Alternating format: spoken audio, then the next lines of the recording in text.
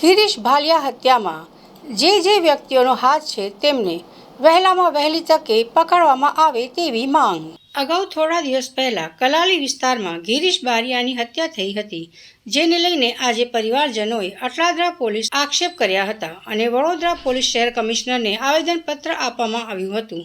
પરિવારના આરોપ છે કે ગિરીશ ભાલિયા હત્યામાં જે વ્યક્તિઓનો હાથ છે તેમને વહેલામાં વહેલી તકે પકડવામાં આવે અને તેમને કડક સજા કરવામાં આવે એવી માંગણી સાથે આજે પરિવારજનોએ આક્ષેપ કર્યા હતા અને હત્યારાઓને કડક સજા મળે તેવી માંગણી કરી હતી।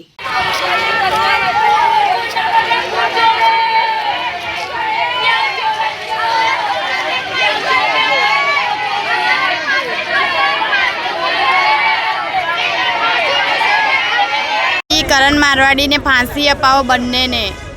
આજે પોલીસ ભવનો શું રજૂઆત લઈને આવ્યા?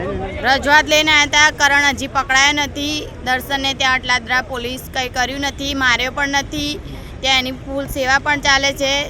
ત્યાં કંઈ અમને કશું કીધું નથી ને ત્યાં એમની રિમોટ પણ લીધી નથી। એક જ દિવસમાં આરામથી ત્યાં પડ્યો છે। અહીંયા રજૂઆત લઈને આવ્યા છે।